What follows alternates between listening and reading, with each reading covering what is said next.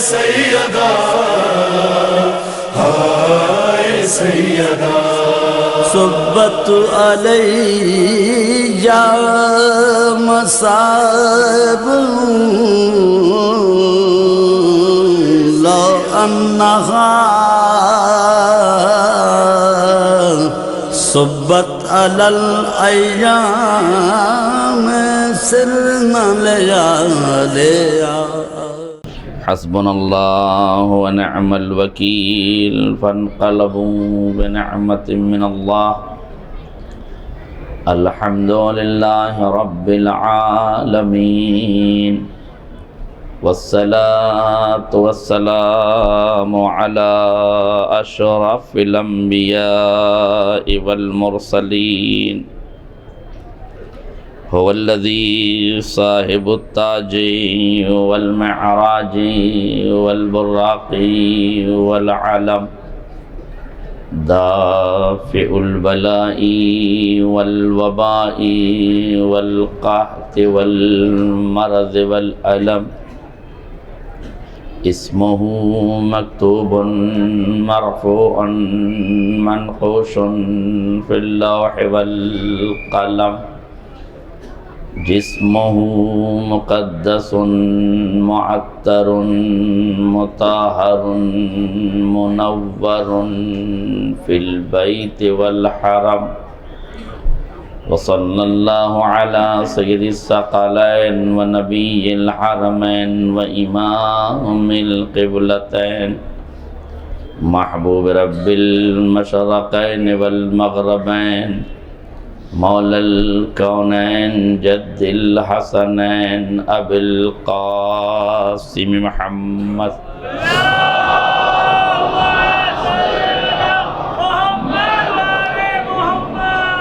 وعلى آل بيته الطيبين الطاهرين المعصومين المظلومين ولعنة الدائمة الباقية على أعدائهم أجمعين من الآن إلى قيام يوم الدين أما بعد فقد قال رسول الله صلى الله عليه وآله وسلم والله هي مريم الكبرى صلوات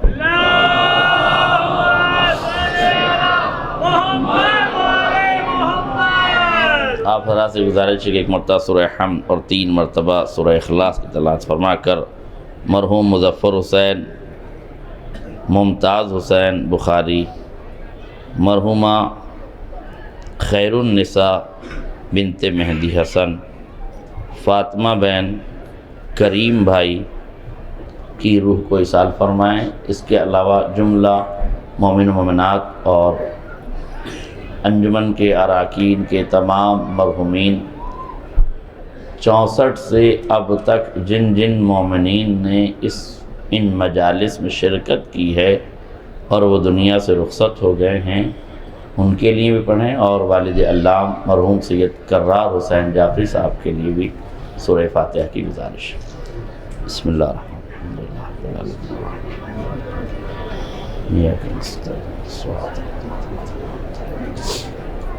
الرحیم غیر المغضوب علیہم بسم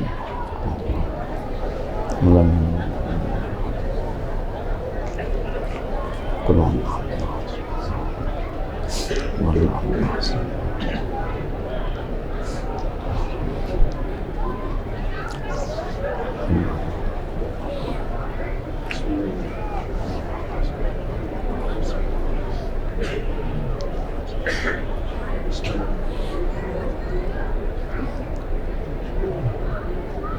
حضرات گرامی قد، بزرگان ملت، دوستان عزیز، 4 روزہ مجالس کا یہ سلسلہ اپنے پورے عزم و حوصلے کے ساتھ اپنے آخری مرحلوں میں داخل ہو چکا ہے، اور یہ آج کی الوداعی مجلس ہے۔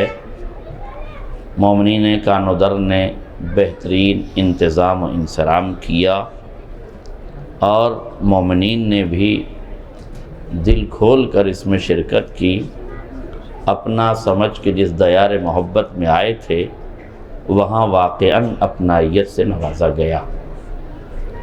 یہ کرم ہے ذکر آل محمد کا کہ جہاں مختلف فکروں کے لوگ آ کے اکٹھا ہو جاتے ہیں، مختلف خیالات کے لوگ، مختلف علاقوں کے لوگ آ کے اکٹھا ہو جاتے ہیں اور ذکر آل محمد سے فیضیاب ہوتے رہتے ہیں۔ یہ میرے لیے سعادت ہے کہ یہاں 3 ذاکر تھے، پہلے ذاکر جو چلے گئے انہوں نے 3 مجلسیں پڑھی۔ یعقوب بھائی آپ سن لیجئے، جو ذاکر تھے پہلے انہوں نے 3 مجلسیں پڑھی، دوسرے ذاکر نے 4 پڑھی اور میں پنجتنی بن گیا، میرے حصے میں 5ویں مجلس بھی آ گئی۔ یہ میرے لیے سعادت ہے اور یقیناً آپ کی محبت ہے کہ جس نے مجھے ایک موقع اور دے دیا دوسروں سے زیادہ۔ بہرحال وہ میرے دونوں دوست بھی ہیں، بزرگ بھی ہیں، لیکن بہرحال سعادتیں کس کے کہاں مقدر میں آ جائیں یہ کون جانتا ہے۔ کبھی کبھی حادثے منصوبوں کا لباس پہن لیتے ہیں، غور کیجیے گا، کبھی کبھی حادثے منصوبوں کا لباس پہن لیتے ہیں اور کبھی کبھی دشمنوں کے منصوبے حادثوں کا شکار ہو جایا کرتے ہیں۔ اہل شعور تشریف فرما ہے، مجلسی مجمع ہے، لیکن میں نے مجمع کو دیکھ کے کبھی مجلس پڑھی نہیں ہے کہ مجمع کم ہے یا زیادہ۔ میں سمجھتا ہوں کہ اگر باشعور لوگ 4 ہوں تو بے شعور 40 ہوں، اس سے بہتر ہے۔ اور الحمدللہ جو مجلسی مجمع ہے، جنہیں مجلس سننے کا شوق ہے، انہیں انتظار رہتا ہے الوداعی مجلس کا، اور آخری مجلس تک وہ رکنا چاہتے ہیں اور اس کے بعد ہی جانا چاہتے ہیں، ظاہر 4 دن کے لیے۔ جن کی کوئی مجبوری تھی، بچوں کے امتحان تھے یا کوئی اور بات تھی، وہ بیچارے چلے گئے ہیں، کوئی مسئلہ نہیں ہے۔ خدا ان لوگوں کو ساتھ خیریت کے ساتھ اپنے وطن اور اپنے گھروں تک پہنچائے، اور جو باقی رہ گئے ہیں انہیں بھی ساتھ خیریت کے ساتھ اپنے حفظ و امان کے ساتھ آل محمد آپ کو اپنے گھروں پر پہنچائیں۔ خوش نصیب ہیں آپ نے قرآن اندازی ابھی دیکھی، بہت زیادہ باتیں مجھے نہیں کرنا ہے، لیکن یاد رکھیے گا کہ نام 2 لوگوں کے ہیں، جاننے والے 2 لوگ ہیں، مگر اس جاننے میں ہر وہ آدمی شریک ہے جو اس کوپن کے خریدنے میں شریک رہا ہے۔ اور آل محمد کسی کا قرضہ نہیں رکھتے، آل محمد کسی کا قرضہ، ایک لفظ ہے، قبلہ اجازت دیجئے تو میں عرض کروں، ایک لفظ آ گیا ذہن میں، آل محمد کسی کا قرضہ نہیں رکھتے۔ کسی کا تو چھوڑیے، بہت توجہ رکھیے گا، میں جس منزل میں جانا چاہتا تھا کہیں اور، لیکن آپ کی محبت مجھے اس فقرے سے کس فقرے کی طرف لے گئی ہے، ذرا سا توجہ کیجیے گا۔ یہ میرے ذہن کی اپج نہیں ہے جو میں پڑھ رہا ہوں قبلہ، یہ ممبر کی عطا ہے جو پڑھ رہا ہوں، اور یہ ممبر کا الہام ہے، عطا ہے ممبر کی جو میں آپ کے سامنے بیان کر رہا ہوں چھوٹے سے واقعے کے ساتھ، کہ سرکار سید الشہداء نے، تو آگے آ جائیے،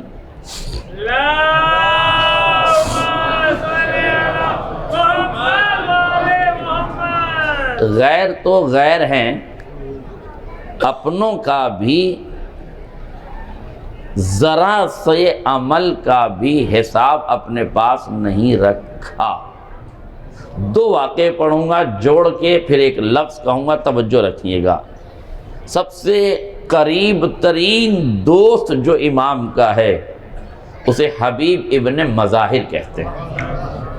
حسین نے اپنے حبیب کا قرضہ بھی نہیں رکھا، کاش میرا جملہ واضح ہو جائے، حسین نے اپنے حبیب کا قرضہ بھی نہیں رکھا۔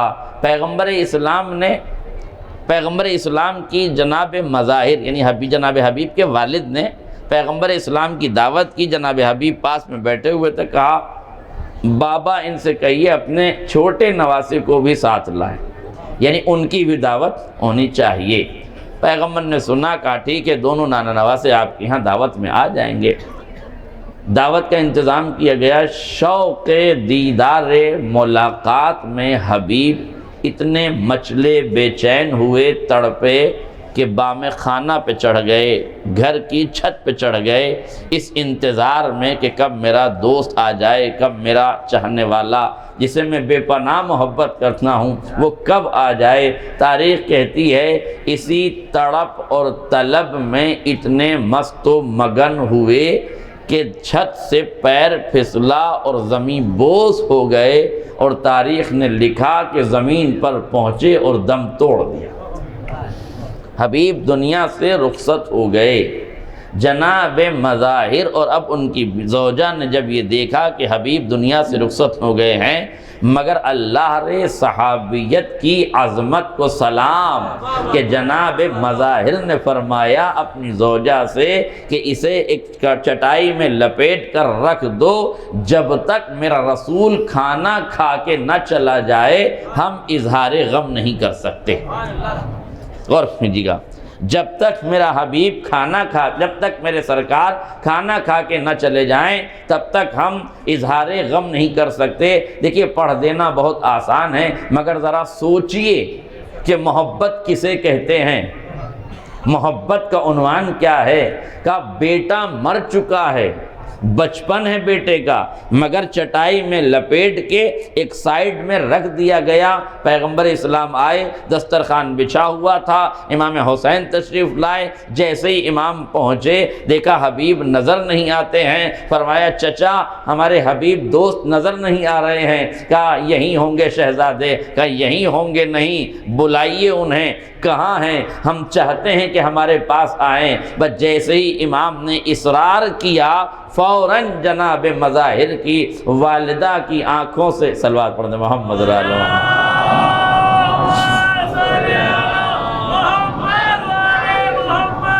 میں آپ کے انتظار میں موضوع شروع نہیں کر رہا تھا، اب اجازت ہے بس یہ واقعہ مکمل کر دوں۔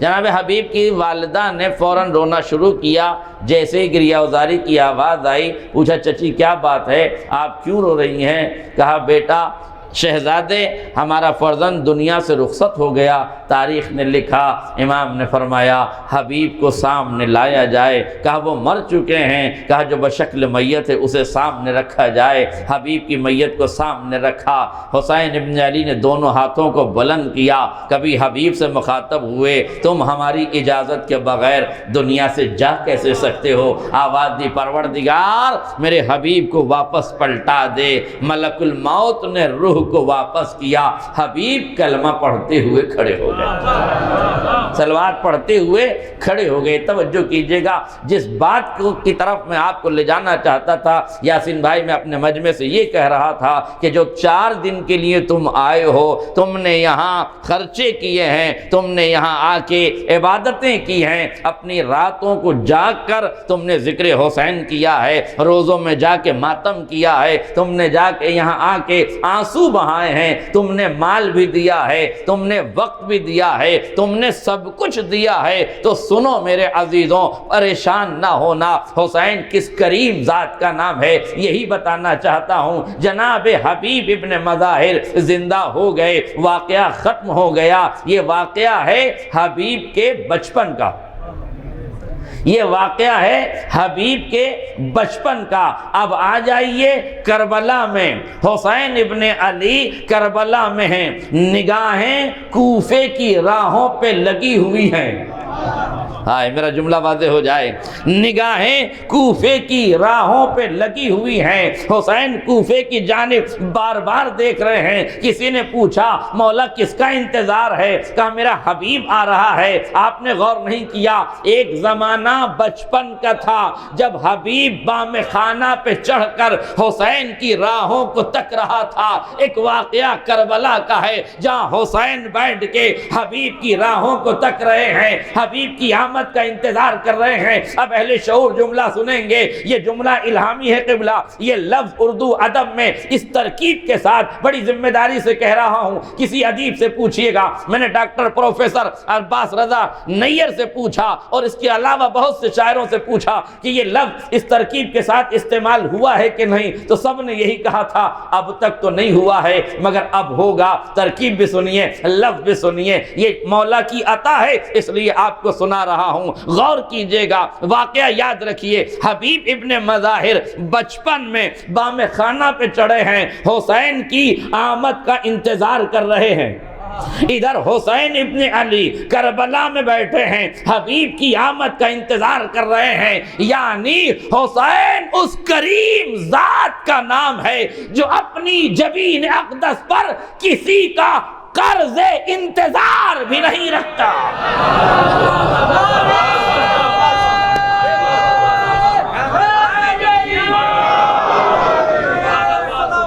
کسی کا قرض انتظار بھی نہیں رکھتا۔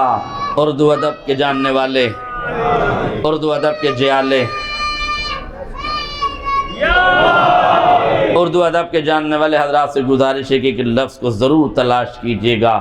آج میر انیس اللہ مقامہ کی وفات کی تاریخ بھی ہے، لہذا اللہ مقامہ کی ان مرثیوں میں بھی ڈھونڈیے گا، مرزا دبیر کو بھی پڑھیے گا، جوش کو بھی پڑھیے گا، جہاں یہ لفظ اس ترکیب کے ساتھ انتظار الگ ملے گا، قرض الگ ملے گا، لیکن قرض انتظار اس ترکیب کے ساتھ اگر کہیں مل جائے تو علماء سے گزارش ہے میرے ضرور متوجہ کریں، تاکہ مجھے یقین ہو جائے کہ یہ توارد افکار ہے یا واقعاً الہام پروردگار ہے۔ یقین ہو جائے گا نا کہ عطا ہے یا واقعاً کہیں یہ لفظ پایا جاتا تھا جو میں نے کہہ دیا۔ اب آپ سوچئے، جو حسین، اب توجہ سے جملہ سن لیجئے، جو حسین ابن علی اپنے بچپن کے دوست کی آمد کا قرضہ نہیں رکھتا، وہ تمہارے آنے کا قرضہ کیسے رکھے گا؟ کانو در والو، وہ تمہاری خدمتوں کا قرضہ کیسے رکھے گا؟ تمہارا دور دراز سے آنا، روزوں میں جانا، شب کی تاریکی میں آنسوؤں کا بہانا، مجلس میں آنا، خون جگر کا بہانا، ماتم کا کرنا، خبردار یہ امید رکھنا کہ تمہارے ہر عمل کے ہر ذرے کا حساب حسین ابن علی تمہیں عطا کرے۔ لہذا یاد رکھنا، خرچہ کرنے کے بعد غرور و گھمنڈ نہ پیدا ہو جائے۔ ہم نے اتنے لاکھ آنے والوں پہ خرچہ کر دیا ہے، ہم نے اپنی ساری دولت لٹا دی ہے۔ تم نے دولت لٹائی نہیں ہے، حسین نے تمہیں توفیق دی ہے۔ اس توفیق پہ شکر ادا کیا کرو، غرور و تکبر نہ کیا کرو، ورنہ کس کی اوقات ہے بارگاہ حسینی میں خرچہ کرنے کی؟ کس کی حیثیت ہے جو حسین ابن علی کی مجلس سے منعقد کر سکتا ہے؟ یہ تمہیں توفیق ہے میرے عزیزوں جو تم کر رہے ہو۔ بس یہ عزائے فاطمی ہے جس میں ہم داخل ہو چکے ہیں۔ یہی وہ ایام ہیں نا جو شہادت کے ایام ہیں، یعنی 75 سے 95 دن کی روایت کے جو ایام چل رہے ہیں یہ وہی ہیں۔ پیغمبر نے فرمایا واللہ ہیا مریم الکبریٰ، قسم خدا کی فاطمہ مریم کبریٰ ہیں۔ غور کیجئے گا، عام آدمی اپنی بات کو ثابت کرنے کے لیے اگر قسم کھا کے دلیل بنائے، محکم کرے بات کو تو بات سمجھ میں آتی ہے۔ یہاں کون قسم کھا رہا ہے؟ پیغمبر خدا قسم کھا رہے ہیں، رسول مقبول قسم کھا رہے ہیں، جس کے ماتھے پہ طٰہٰ کا تاج سجایا گیا، جس کی پیشانی پر طٰہٰ کا تاج سجایا گیا، جسے مزمل کا لباس زرعی پہنایا گیا، جسے مدثر کا ملبوس پہنایا، لباس پہنایا گیا، چادر اڑائی گئی، وہ نبی جسے شاہد کہا، جسے بشیر کہا، جسے نذیر کہا، جسے صاحب خلق عظیم کہا، وہ پیغمبر اللہ کی قسم کھا کر عظمت فاطمہ بیان کر رہا۔ واللہ ہی مریم الکبریٰ، قسم خدا کی فاطمہ مریم کبریٰ ہیں۔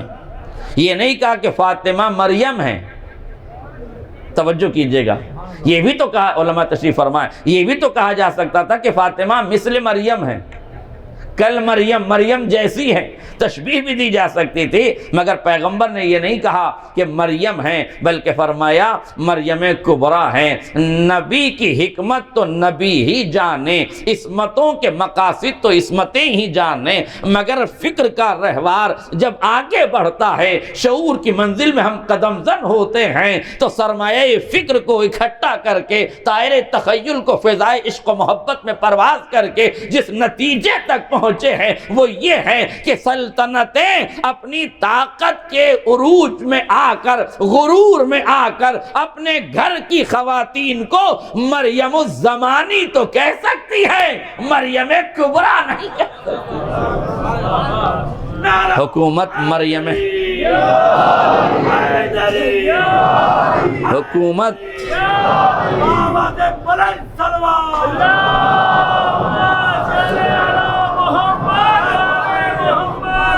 دیکھیے جتنی حدیثیں آپ پر غور کیجئے گا، پیغمبر اسلام نے یہ نہیں کہا کہ مریم کبریٰ ہیں، تاکہ اگر امت، حکومت، سلطنت، ذل سبحانی اپنے حجاب اور پس پردہ بیٹھی رہنے والی خواتین کو مریم الزمانی کا لقب دے دیں تو مریم کبریٰ کسی کو نہ بنایا جا سکے۔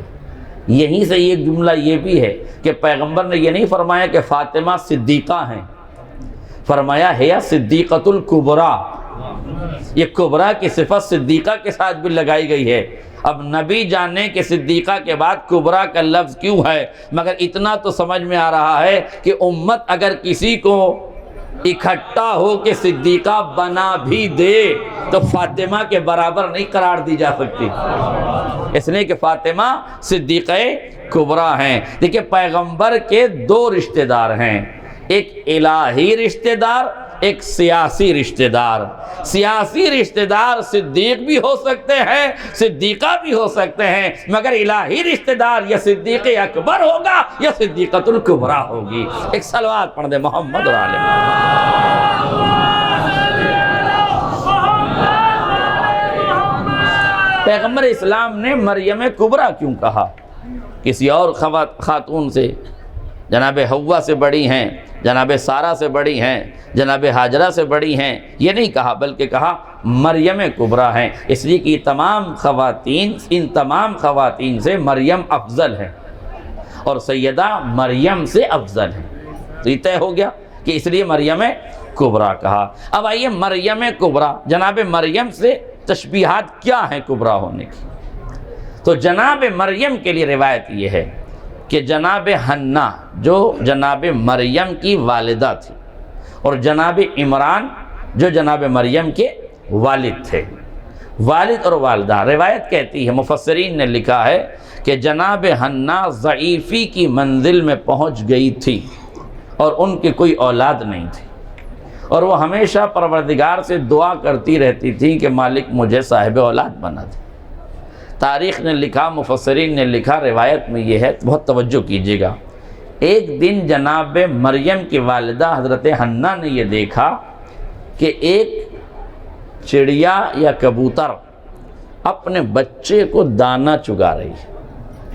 اس محبت کے ساتھ چڑیا یا کبوتر دانہ چگا رہی تھی کہ جناب حنا اسے دیکھ کر مچل گئیں اور تڑپ کے بارگاہ خدا میں دعا کی کہ مجھے صاحب اولاد بنا دے۔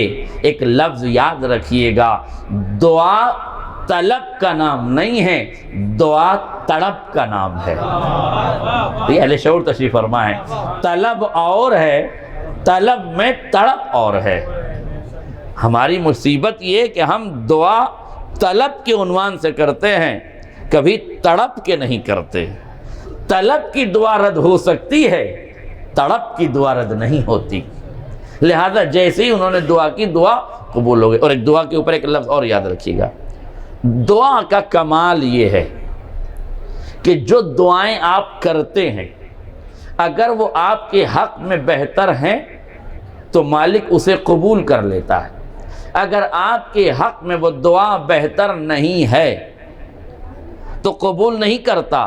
مگر کتنا کریم ہے ہمارا پروردگار کہ جو دعا ہم نے کی ہے اور وہ قبول نہیں ہوئی ہے، تب بھی ان دعاؤں کے کرنے کا ثواب قدرت نے رکھا ہے۔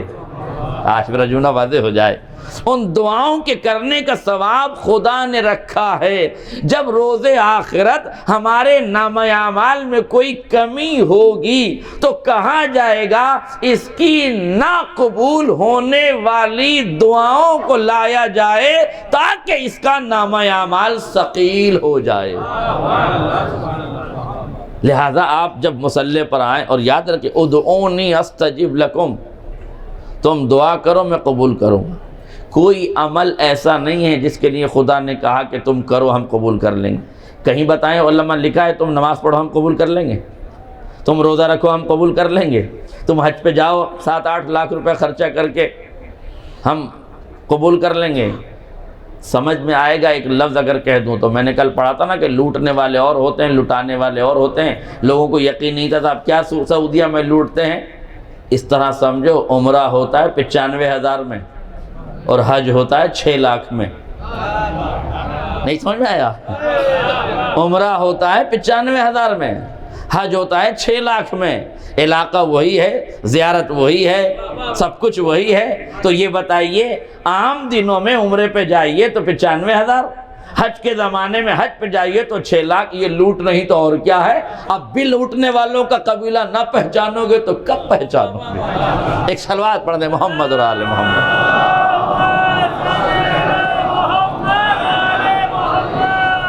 یہ نہ سمجھیے کہ 7 لاکھ قافلے والا مانگتا ہے تو وہ لوٹ رہا ہے, وہ الگ سے لوٹ رہا ہے.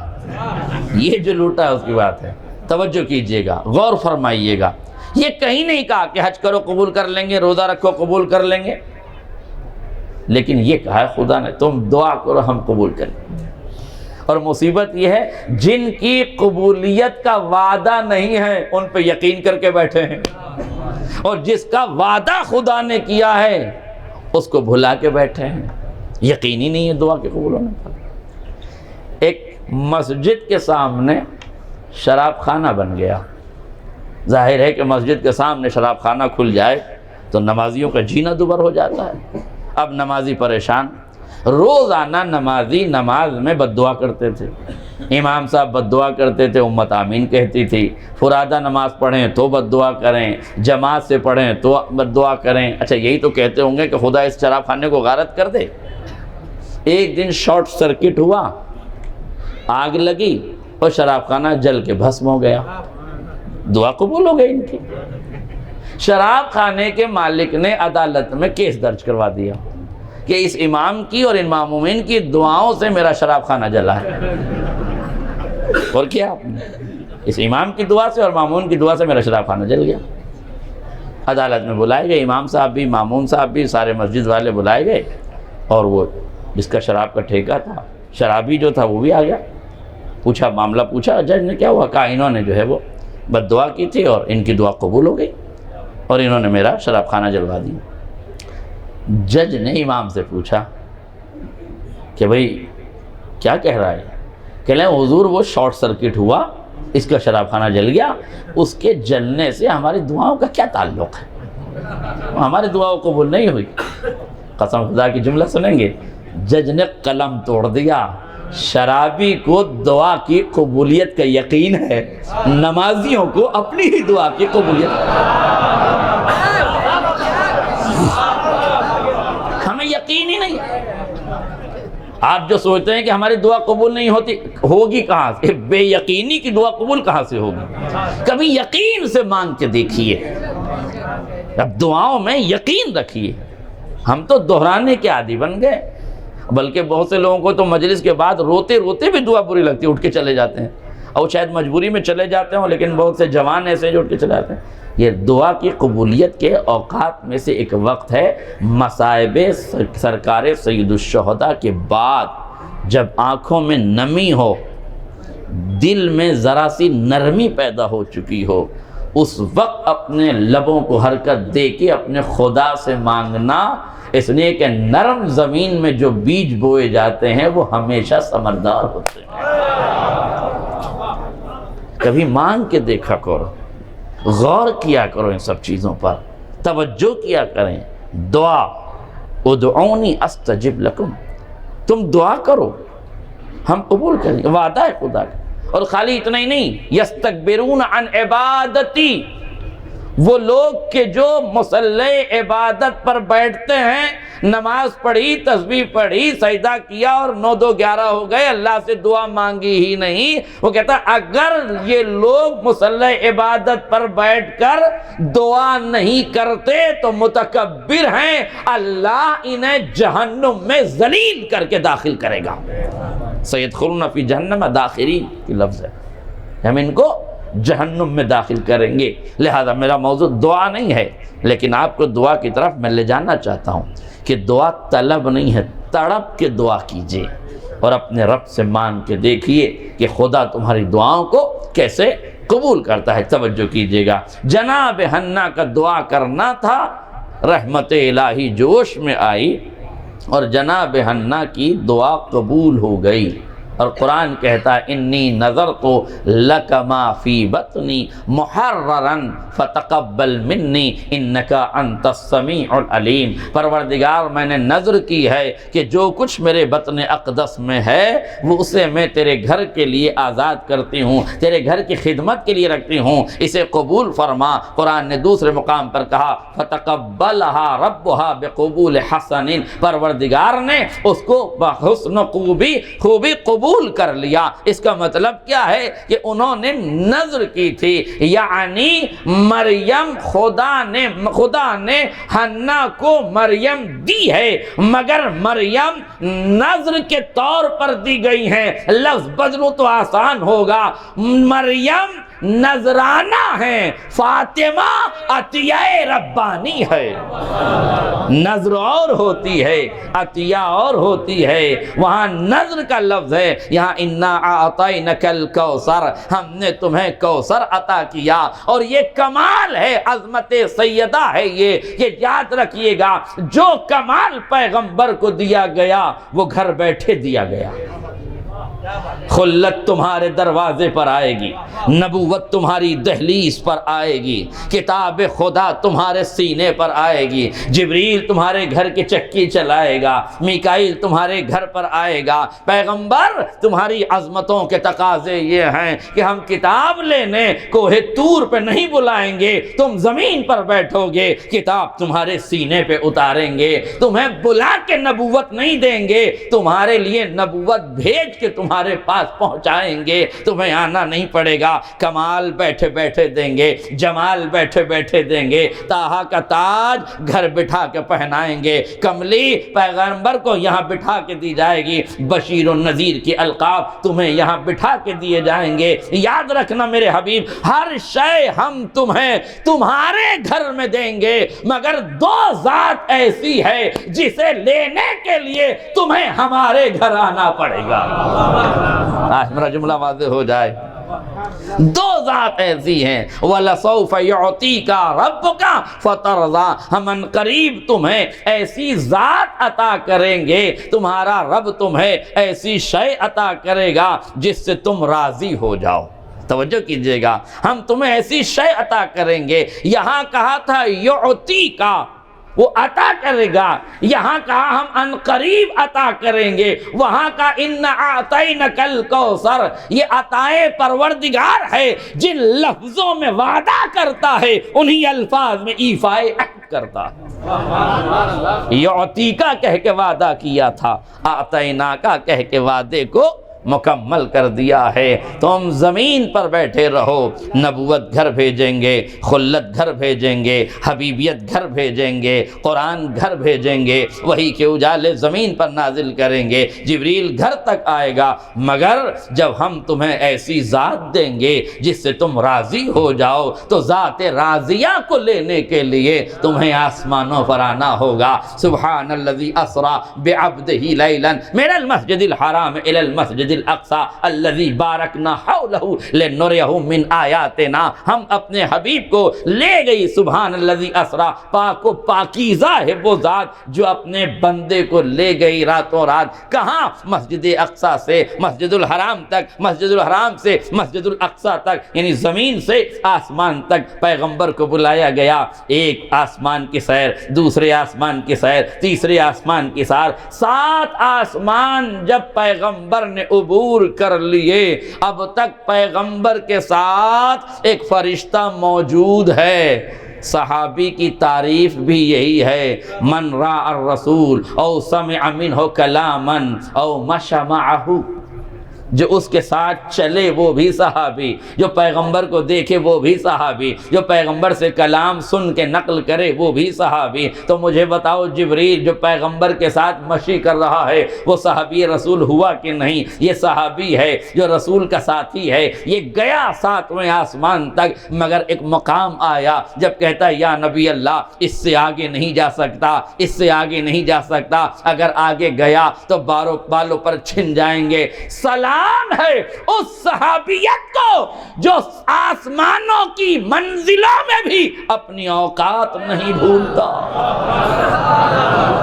لوگ تو زمین پہ اوقات بھول جاتے ہیں، یہ آسمان پہ اوقات نہیں بھولا، میں آگے نہیں بڑھ سکتا، اگر آگے بڑھا تو بالوں پر چھن جائیں گے، کیوں آگے نہیں بڑھتا؟ کہ میری حد یہی ہے۔ آواز آئی ادن منی، اے میرے حبیب میرے قریب آ جا، اور قریب آ جا۔ قاب قوسین و ادنیٰ کی منزلیں طے ہو چکی ہیں۔ حبیب نے محبوب سے راز و نیاز کی گفتگو کی ہے، اللہ نے اپنے بندے کو بلایا ہے، بندگی کے عنوان سے بلایا ہے۔ یہ بھی سمجھنے کا لفظ ہے، خدا نے یہ نہیں کہا سبحان الذی اسری بنبیہ بولیہ، اسرا طٰہٰ، اسرا یاسین، اسرا مزمل، اسرا مدثر۔ نہ مزمل ہے، نہ مدثر ہے، نہ طٰہٰ ہے، نہ یاسین ہے، نہ بشیر ہے، نہ نذیر ہے، لفظ رکھا عبد کا، بندے کا۔ پروردگار اپنے حبیب کو بلا رہا تھا، کوئی لقب دیتا، کوئی لقب دیتا، کسی لقب سے نوازا جاتا، کہا نہیں، ہم جس نام سے چاہتے اپنے حبیب کو بلا لیتے، مگر تمہاری پیشانیوں پہ بل آ جاتا۔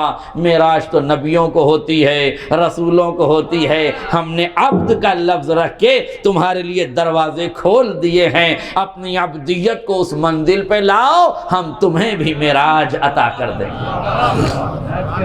عبدیت کی منزل پر لاؤ، ہم تمہیں بھی معراج عطا کر دیں گے۔ اس لیے بے عبد ہی کا لفظ ہے، اور اچھا ہوا بے عبد ہی کا لفظ ہے۔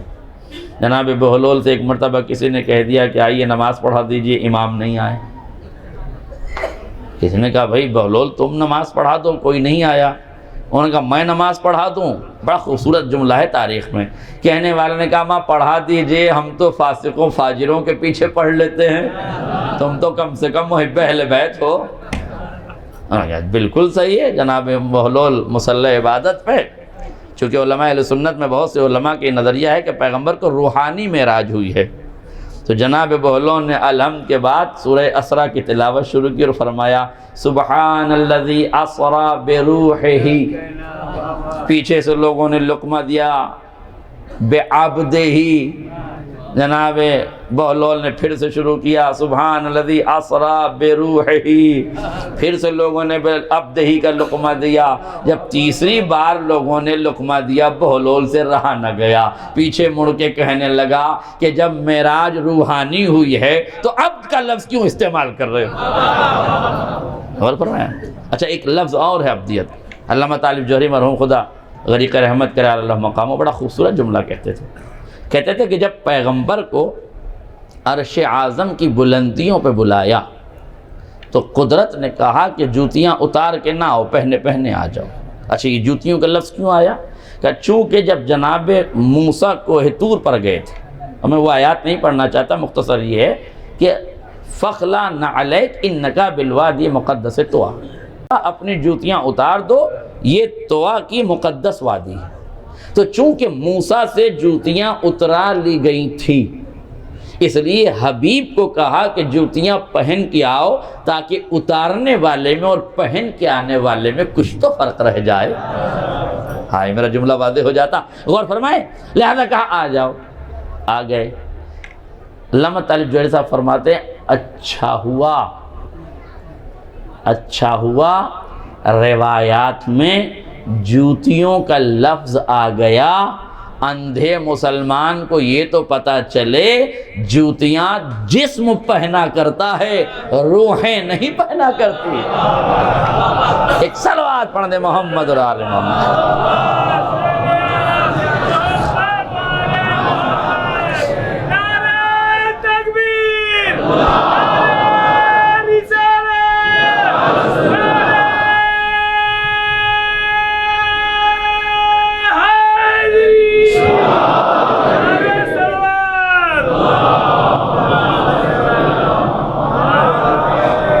میں نے ذکر رسول اس لیے بھی چھیڑا ہے کہ اجتماع والے لوگ یہ نہ کہہ سکیں کہ ان کے ہاں ذکر رسول نہیں ہوتا ہے، تو کم سے کم ایک اتحاد اور اجتماع کے متصل ہوتے ہوئے ہم ذکر رسول بھی کر لیں تاکہ لوگوں کو پتہ چلے کہ ذکر رسول کیا کیسے جاتا ہے۔ سورت کے بیان کو ذکر پیغمبر نہیں کہتے، سیرت کے بیان کو ذکر پیغمبر کہتے ہیں۔ زلف دراز کی باتوں کو نہیں ذکر پیغمبر کہتے، ہاں زلفیں کس نے تھامی تھی اس کے ذکر کو سیرت پیغمبر کہتے ہیں۔ آنکھوں کے کاجل کا نام پیغمبر کی ثنا نہیں ہے، ان آنکھوں کے نور حسنین کے ذکر کا نام پیغمبر کی۔ اور فرمائیے گا لہذا جب عبدیت کو عبد کو اپنے خدا نے اپنے بندے کو معراج کی بلندیوں میں بلا لیا، جو گفتگو ہونا تھی وہ گفتگو ہوئی۔ بہت سی وجوہات جبریل امین کے رکنے کی ذکر کی گئی ہیں، بہت سی وجہیں۔ ایک وجہ یہ بھی ہے کہ چونکہ قدرت کو پیغام ولایت دینا تھا، اوہا ما اوہا، ہم نے وہ وحی اپنے بندے کو کر دی جو ہمیں کرنا تھی۔ توجہ، یہ ما اوہا کے غلاف میں قدرت نے لپیٹ کر کیا دیا ہے؟ نہیں توجہ کی، یہ ما اوہا کے لباس علماء تشریف فرما ہے، ما اوہا کے غلاف میں قدرت نے کیا لپیٹ کر دیا؟ یا ایھا الرسول بلغ ما انزلا، یہ ما اوہا وہی ہے جو ما انزلا ہے۔ آج میرا جملہ باتیں ہو جاتا، میں صرف اشاروں میں بات کرنا چاہتا ہوں۔ ما اوہا میں وہی لپیٹ کے دیا ہے۔ اب یہ سوال بنتا ہے کہ پروردگار جب تجھے ولایت دینا ہے تو پھر جناب جبریل کو روکا کیوں گیا؟ کہ نہیں چاہتا پہلی خلافت کا جب میں نے اعلان کیا تھا کہ میں آدم کو خلیفہ بننے آنے والا ہوں، ان فرشتوں نے للچائی ہوئی نظروں سے خلافت کو ایسے دیکھا کہ اب میں نے طے کر لیا کہ جب اپنے حبیب کا خلیفہ بناؤں گا تو فرشتوں کی نگاہوں سے محفوظ رکھوں گا تاکہ معصوم کی نظر بھی نہ لگ جائے۔ اس لیے جبریل کو روکا، ایک وجہ یہ بیان کی گئی ہے۔ لیکن دوسری وجہ جو میں سمجھتا ہوں یہ ہے کہ ملکہ حجاب کو عطا کرنا تھا، اس لیے معصوم فرشتے کی نگاہ بھی نہ پہنچے، اور سر المستودع فیہا کو اگر دینا ہے جبین پیغمبر میں تو نور فاطمہ کے لیے اہتمام یہ ہے کہ 7 پردے آسمان کے بنائے جائیں، ایک پردہ شب کی تاریکی کا بنایا جائے، جب 8 پردے مکمل ہو جائیں تو ایک نور دیا جائے۔ جبریل ایک دیکھنے والا تھا، اسے بھی روک دیا جائے تاکہ لفظ عطا کا مکمل معنی معراج میں عطا کر دیا جائے۔ عطا کے معنی ہے چھپا کے دینا،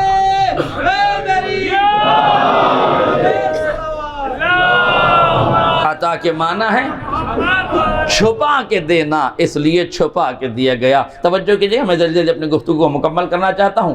2 چیزیں پیغمبر تمہیں ہمارے گھر سے ملیں گی، بیت معمور میں آؤ کہ نور فاطمہ دے دیں، خانہ خدا میں آؤ کہ نور مرتضیٰ دے دیں۔ یعنی 2 نور ہیں، یوں تو وہ لامکاں ہیں، اس کا کوئی مکان نہیں ہے، مگر پھر بھی اس نے تمہیں اپنے در پہ بلانے کے لیے 2 مکان بنا لیے ہیں۔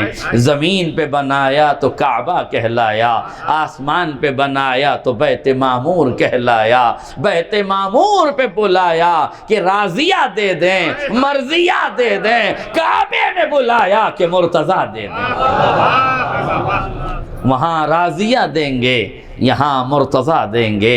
اب میرے عزیزو ذرا سا غور کیجئے گا، یہاں خطابت کے قدموں میں ارتعاش آتا ہے، فکر کا طائر پرواز کی حدوں میں گزرتا ہے تو عقیدے کی زنجیریں قدم تھام لیتی ہیں، لفظوں میں ارتعاش پیدا ہوتا ہے، ادب کے خزانے میں قلت پیدا ہوتی ہے، لفظوں کے انتخاب میں ادیب چونکنے لگتا ہے، کون سا لفظ رکھوں کہ جو شایان عصمت ہو جائے، کس لفظ کا انتخاب کروں کہ معصوم کی ثنا ہو جائے، ہاں کیسے لفظوں کے سہارا بھی لوں اور بات کو پہنچاؤں بھی، عقیدے کی قدموں میں زنجیریں بھی نہ پڑنے پائیں اور حقائق کی آبیاری کامیابی بھی ہو جائے، کیا کروں کیا نہ کروں، عجیب منزل آ جاتی ہے ایسے مقام پر جہاں فکر کا توازن بگڑنے لگتا ہے۔ اگر محمد و آل محمد کی محبت کا فکری سرمایہ ساتھ نہ دے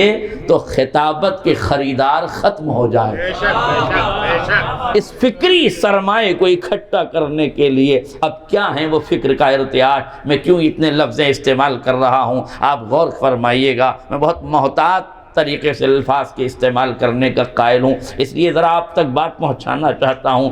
دو ذاتیں قدرت نے کہا تمہیں ہمارے پاس آنا پڑے گا تب ہم دیں گے، ایک نور زہرا راضیہ مرضیہ، ایک نور مرتضی، مگر جہاں فکر میں ارتعاش پیدا ہوتا ہے وہ یہ ہے پروردگار تو نے فاطمہ کو آسمان سے دیا، علی کو زمین سے دیا، ہونا تو یہ چاہیے تھا ہماری ناقص فکر کے اعتبار سے کہ علی بلندی سے دیے جاتے، فاطمہ زمین سے دی جاتی، علی کو بیت معمور سے ودیت کیا جاتا اور فاطمہ کو خانہ خدا سے دیا جاتا، اس لیے کہ زوجہ اور شوہر کے درجات میں تو بہرحال ایک فرق رہ جاتا ہے کہ نہیں۔ یاسین صاحب یہی مشکل ہے فکر کے ارتعاش کی کہ ہماری سمجھ میں نہیں آ رہا تھا کہ جسے اوپر سے دیا جانا چاہیے اسے کعبے سے، جسے کعبے سے دیا جانا چاہیے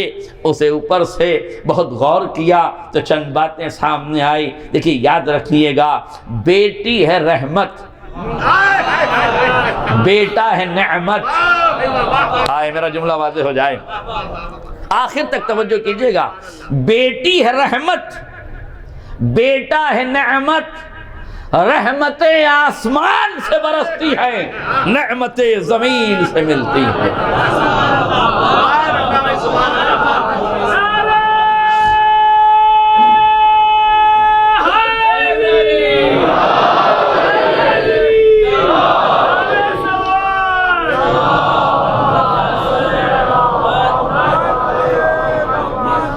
الیوم اکملت لکم دینکم واتممت علیکم نعمتی ورضیت لکم الاسلام دینا۔ آج ہم نے نعمت تمام کر دی، تو غدیر نعمت ہے کہ نہیں، علی نعمت ہے کہ نہیں، خالی نعمت نہیں، تکمیل نعمت، تکمیل دین کا نام ہے نا۔ اب توجہ کیجئے گا، رحمتیں آسمان سے ملتی ہیں، نعمتیں زمین سے ملتی ہیں۔ غور کیجئے گا، نور فاطمہ کو حجابوں میں دینا تھا، اس لیے کہ عطا کا وعدہ ہے، عطا کا مطلب چھپا کے دینا، زمین پر دیتے تو عطا کی مصداقیت مشکوک ہو جاتی، اس لیے 7 آسمانوں کا حجاب بنایا گیا۔ حجاب کے تقاضے تھے کہ آسمان سے دیا جائے، ولایت کے تقاضے تھے کہ زمین سے دیے جائے، ولایت کے تقاضے تھے کہ میدان سے دیے جائیں، اور حجاب کے تقاضے تھے کہ آسمان سے دیے جائیں۔ اس طرح سے قدرت نے، یہی وہ لفظوں کا ارتعاش ہوتا ہے کہ کیسے اس بات کو حل کیا جائے، مگر شکر ہے خدا کا کہ آپ کے اذہان عالیہ تک میں ایک ثقیل فکر پہنچانے میں، ایک دقیق اور عمیق بات پہنچانے میں کامیاب ہو گیا۔ علماء کے تک تو پہنچ ہی گئی ہوگی، اگر عوام تک اگر تھوڑی بہت نہ پہنچی ہو تو معذرت، بس اتنا سمجھ لیجئے کہ میں تقابل نہیں کر رہا ہوں، حالانکہ ایک 4 صفحے کی حدیث ہے تفاخر میں، وہ میرا موضوع نہیں ہے، پھر کبھی موقع ملا تو آپ کو بتاؤں گا، ابھی مجھے پوری یاد بھی نہیں ہے، ابھی یاد کرنا پڑیں گے، 4 صفحے کہاں سے رٹا لگے گا اتنے زیادہ۔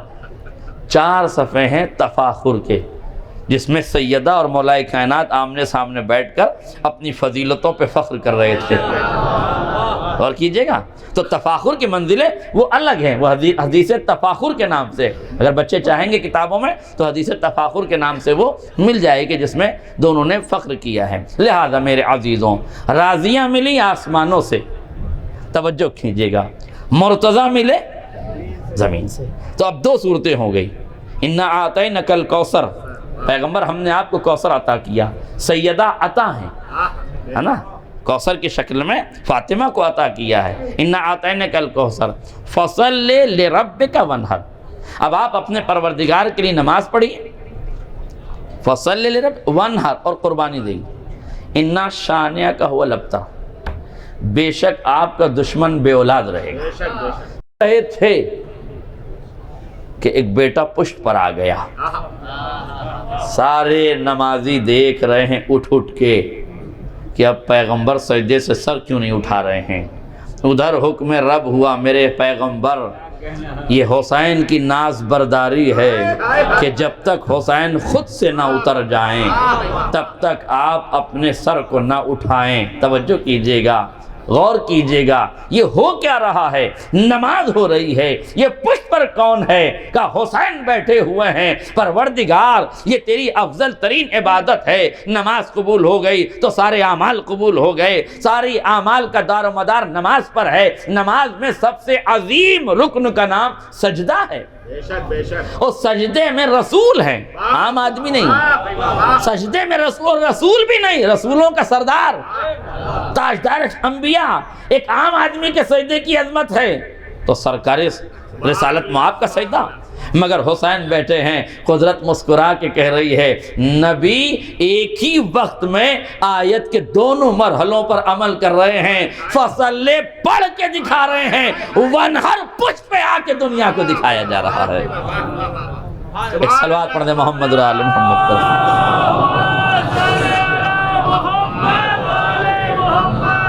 دو ذمہ داری توجہ کیجیے گا. فصل لے رب کا، مجھے سورہ کوثر کی طرف نہیں جانا تھا لیکن بات آ گئی تو اب یہاں سے میں اپنی گفتگو کو موڑ رہا ہوں.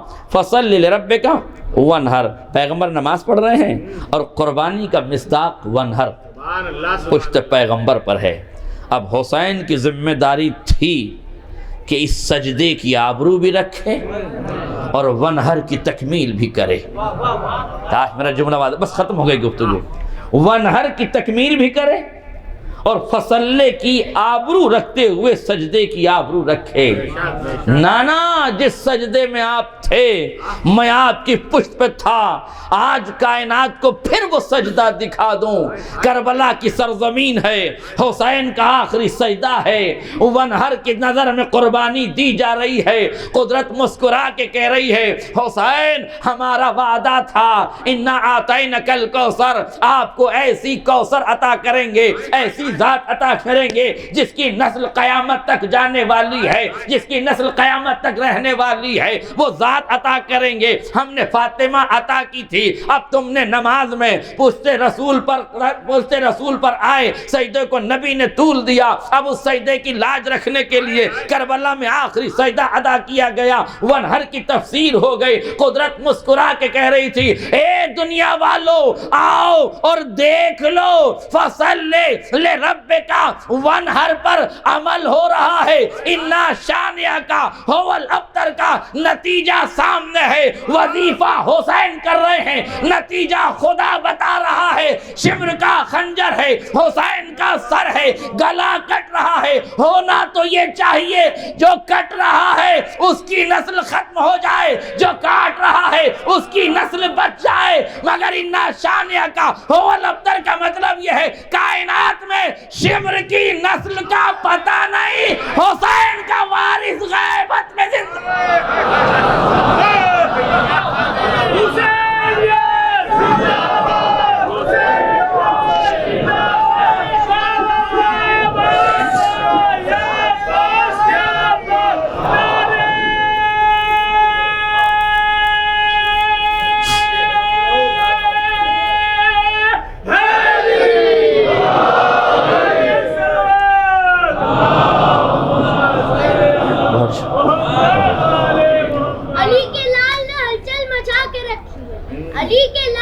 ہلچل مچا کے رکھی ہے، زمین کربلا ہلا کے رکھی ہے. اور حسین کے ایک دودھ پیتے سپاہی نے، اور حسین کے ایک دودھ پیتے سپاہی نے یزیدی فوج کی دھجیاں اڑائی.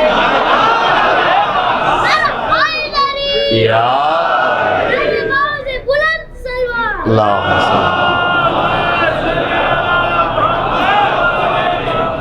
اس بچے کی اور ان جیسے ان تمام بچوں کی جو نعرے لگا رہے تھے اور جن کے نعرے دب کے رہ گئے تھے اور جو نعرے لگانا چاہ رہے تھے قلت وقت کی وجہ سے نہ لگا سکے، ان سب کی صحت و سلامتی کے لیے ایک صلوات پڑھ دیں۔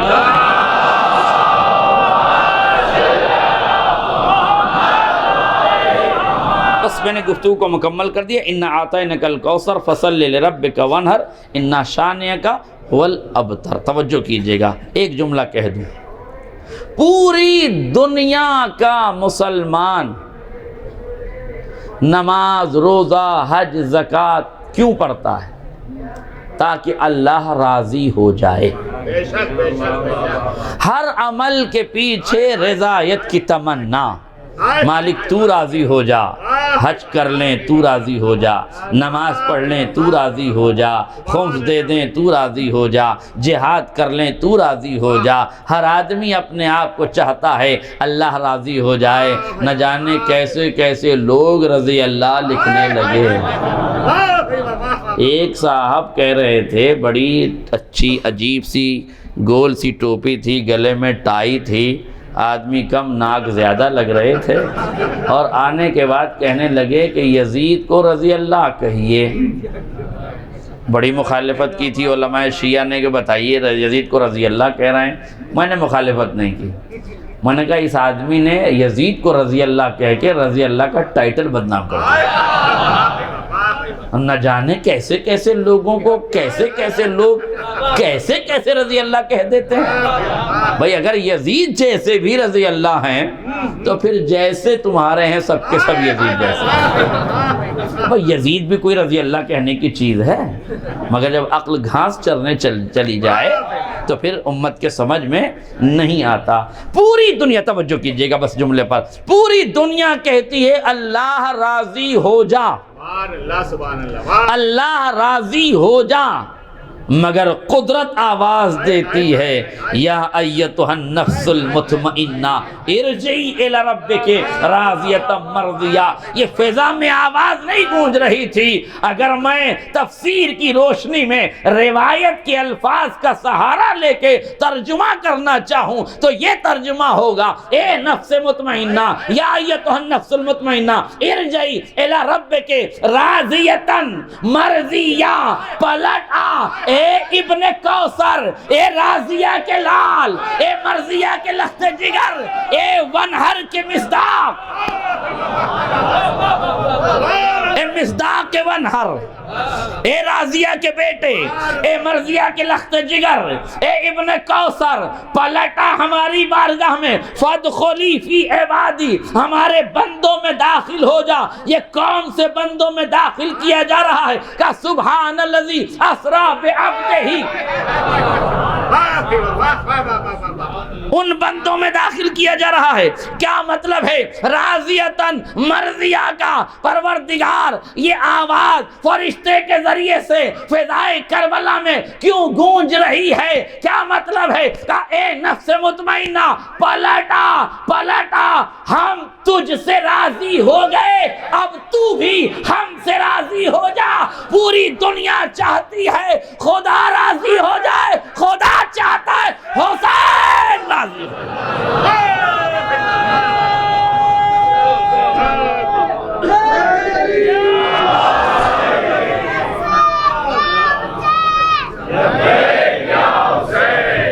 بس میرے عزیزوں،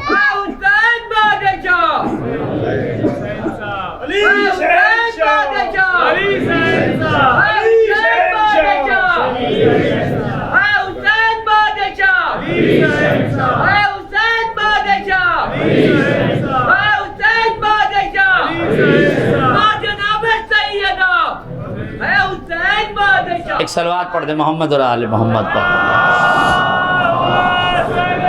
جزاک اللہ، مولا سلامت رکھیں۔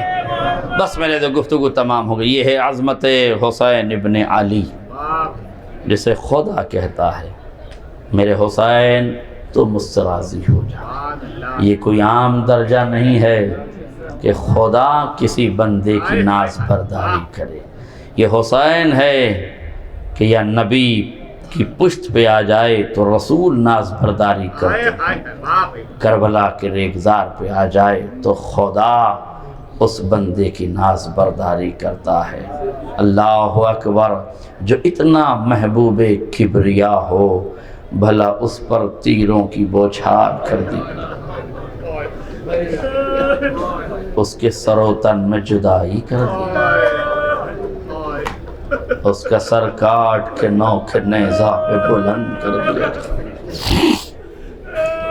اس کے خیموں میں آگ لگا دی جائے۔ اس عظیم ذات قیامت تک کائنات حسین پہ روتی رہے گی۔ سلام حسین ابن علی کی ذات عالی وقار۔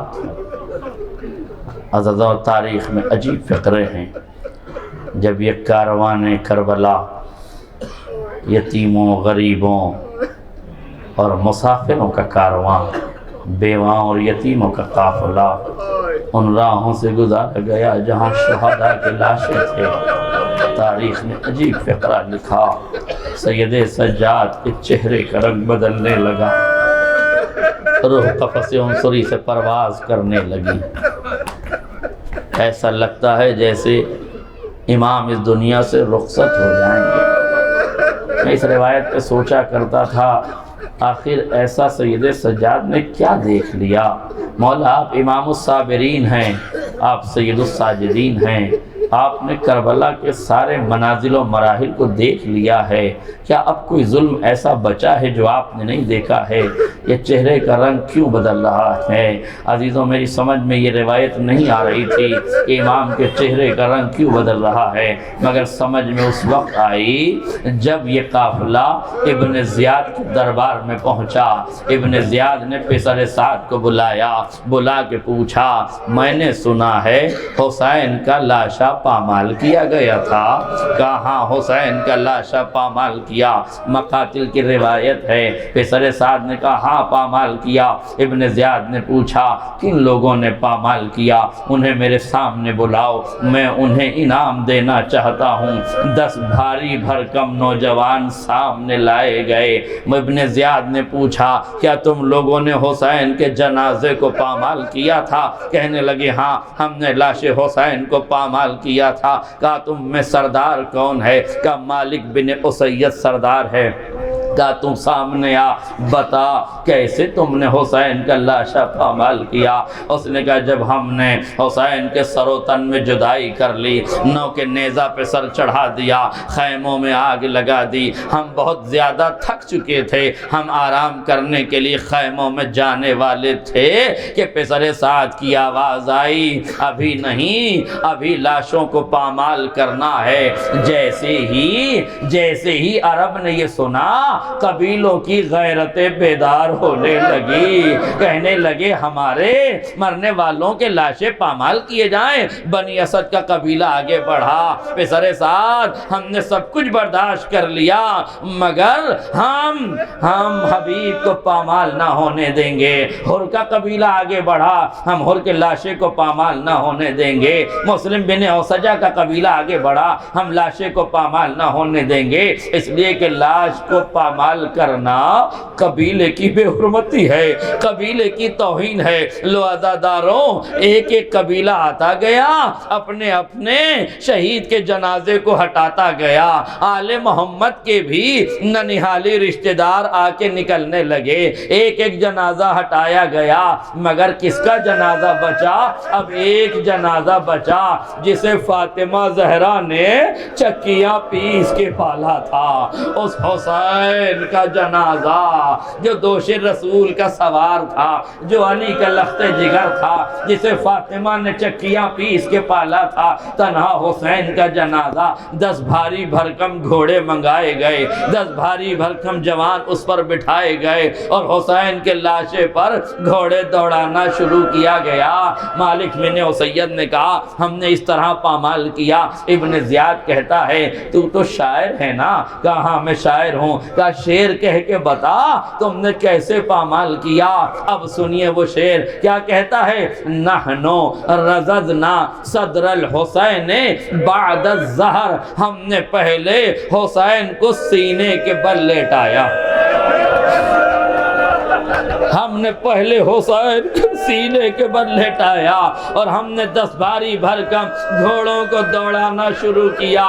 جب ہم نے حسین کے کمر کی ہڈیوں کا چورا کر دیا نا, ہم نے قافلے کو روکا, حسین کے جنازے کو سیدھا کیا, حسین کے سینے پہ گھوڑے دوڑانا شروع کیا.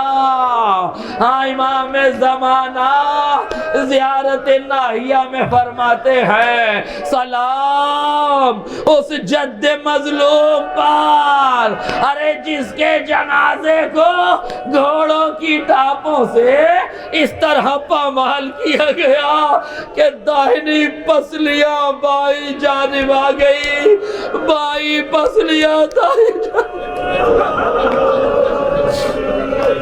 خدا آپ کی عبادت کو قبول فرمائے, خدا ان رونے والی آوازوں پر رحمت نازل فرمائے, آپ کا آنا مقبول بارگاہ ہو جائے.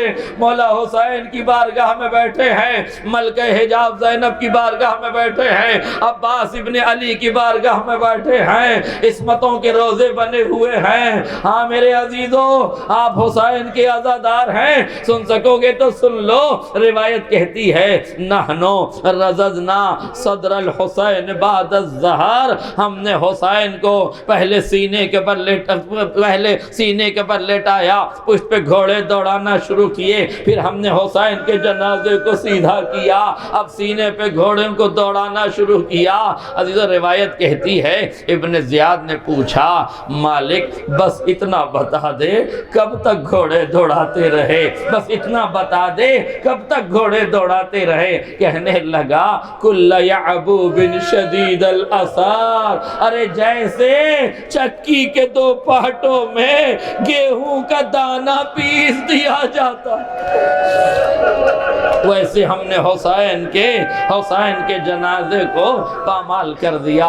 ہمیں آج ملکہ حجاب کو پرسہ دینا ہے, دونوں بھائیوں کا پرسہ زینب کی بارگاہ میں پیش کرنا ہے. اس لیے ایک روایت اور سن لیجئے. میں سوچا کرتا تھا لاش تو صرف ایک پامال ہوئی تھی نا, ایک لاشا پامال ہوا تھا نا حسین ابن علی کا, مگر تاریخ یہ کہتی ہے کہ جب 40 پر یہ کاروان عصمت و طہارت کربلا کی سرزمین پر پہنچا ہے نا, شہزادی زینب فرماتی ہیں سجاد مجھے میرے غازی کی قبر پہ لے چل, سجاد مجھے میرے عباس کی قبر پہ لے چل. بار بار سید سجاد کبھی اس قبر پہ لے جاتے ہیں, کبھی اس قبر پہ لے جاتے ہیں. مرتبہ جناب زینب نے فرمایا سجاد بیٹا میں کب سے کہہ رہی ہوں مجھے غازی کی قبر پہ لے چل, میں شام کی سنانی سناؤں گی, میں کوفے کی کہانی سناؤں گی, میں بتاؤں گی بھیا تمہاری بہن پہ کیا کیا گزری ہے. ایک بھتیجے اے سجاد مجھے بھائی کی قبر پہ لے چل. روایت کہتی ہے اب ایک مرتبہ سید سجاد ایک چھوٹی سی قبر پہ لے کر آئے, چھوٹی سی قبر کے قریب لا کے کھڑا کیا, فرمایا پھوپھی اماں ہذا قبر امی ابی الفضل العباس, یہ میرے چچا عباس کی قبر ہے. زینب تڑپ کے کہتی ہے سجاد تو یہ کس بچے کی قبر پہ مجھے لے آیا. ارے میرا بھائی جب گھوڑے پہ بیٹھتا تھا نا تو پیر زمین پہ خط دیتے تھے, ارے یہ کسی بچے کی قبر ہے, میرے غازی کی قبر نہیں.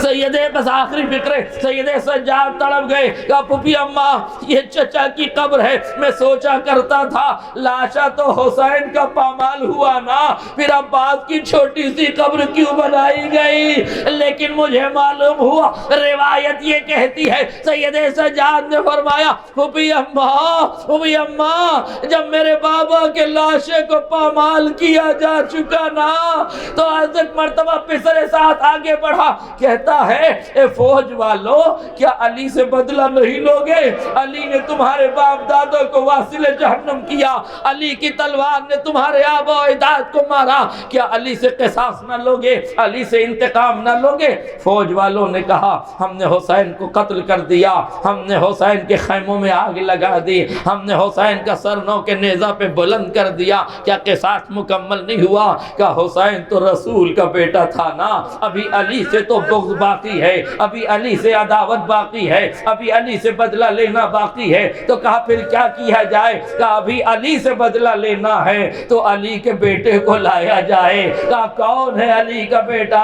کہا فرات پر ایک لاشا ہے جس کے بازو کٹے ہوئے ہیں، جس کی آنکھ سے خون جاری ہے، جس کا سر زخمی ہو چکا ہے۔ عباس کے لاشے کو لایا گیا۔ ارے دشمنوں نے اپنی عداوتوں میں تلواریں نکالی، میرے غازی کے لاشے کے ٹکڑے ٹکڑے کر دیے۔ اے پھپھی اماں، ارے دشمنوں نے میرے چچا کے لاش کے ٹکڑے کربلا کی زمین پر بکھیرے۔ میں نے جب لاشوں کو دفن کیا ایک چٹائی منگائی، چچا کے ٹکڑوں کو جمع کیا۔ اے پھپھی اماں، ایک چھوٹی سی قبر بنا کر اس چٹائی کو اس میں رکھ دیا۔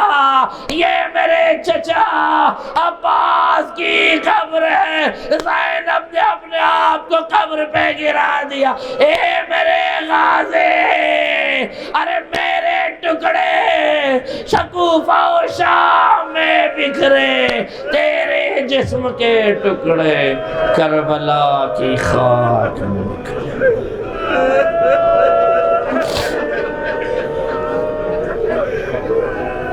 ان للہ و انا الیہ راجعون، رضا بقضائہ و تسلیما لامرہ، وسيعلم الذين ظلموا أي منقلب ينقلبون، ربنا تقبل منا إنك أنت السميع العليم، يا رب الحسين بحق الحسين اشف صدر الحسين بظهور الحجة۔ کریم پروردگار رونے والی آوازوں پر رحمتیں نازل فرما، ان آنسوؤں کو رومال زہرا میں جگہ عنایت فرما۔ کریم مالک، یہ مومنین دور دراز سے آئے ہیں میرے مالک، ان کی راتوں کو قبول فرمانا، ان کی عبادتوں کو قبول فرمانا، ان کی محنتوں کو قبول فرمانا۔ یہ اراکین جو 4 دن سے مسلسل محنتیں کر رہے ہیں مالک، ان کی محنت کو قبول فرمانا۔ کریم پروردگار، اگر ہمارے یہاں آنے میں کوئی گستاخی ہوئی ہو، ان روزوں کے احترام میں اگر خدا نخواستہ ندانستہ طور سے ہم سے کوئی غلطی ہو گئی ہو تو ہمیں معاف فرمانا، ہمارے گناہوں کی مغفرت فرمانا۔ کریم پروردگار، واسطہ محمد و آل محمد کا، جہاں جہاں شیعان آل محمد ہے ان کی جان مال عزت آبرو کی حفاظت فرما۔ جو مریض ہیں شفاء کاملہ عاجلہ عطا فرما، جو مقروض ہیں ان کے قرضوں کو ادا فرما، جو بے اولاد ہیں انہیں دولت اولاد عطا فرما، جن کے پاس اولاد ہے انہیں پروان چڑھا۔ کریم مالک، ان مسافران کو اپنے گھروں پر ساتھ خیریت کے پہنچانا، ہر بلا آفت و مصیبت سے محفوظ فرمانا۔ کریم پروردگار، واسطہ محمد و آل محمد کا، جنت البقیع میں عالی شان روزہ تعمیر فرما، آل سعود و آل یہود کو نیست و نابود فرما، مظلومین فلسطین کی حفاظت فرما، اسرائیل اور امریکہ کے دہشت گردوں کو نیست و نابود فرما، حسن نصر اللہ، حزب اللہ، انصار اللہ کی حفاظت فرما، دہشت گرد تنظیموں کو نیست و نابود فرما، ملک عزیز ہندوستان پر رحم و کرم نازل فرما۔ کریم پروردگار، مومنین کان و در کی توفیقات میں مزید اضافہ فرما، اراکین اور انجمن کی اس خدمت کو اپنی بارگاہ میں قبول فرما۔ اگر ہم سے کوئی غلطی ہو گئی ہو تو اسے معاف فرمانا، کوئی کمی رہ گئی ہو تو معاف فرمانا، اگر ہمارے بیان سے کسی کو دل آزاری ہوئی ہو تو معذرت چاہتے ہیں۔ کریم پروردگار، تیری بارگاہ میں خصوصی دعا یہ ہے، ملت تشیع کو حادثاتی امراض اور حادثاتی اموات سے محفوظ فرما، وبائی امراض سے محفوظ فرما۔ کریم پروردگار، واسطہ محمد و آل محمد کا، اور امتحان نہ لے یوسف زہرا امام زمانہ کے ظہور میں تعجیل فرما، اور ہمیں ان کے انصار و اعوان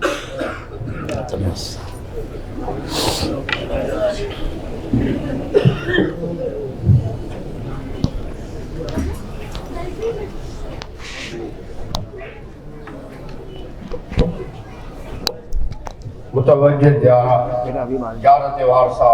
بسم اللہ الرحمن الرحیم۔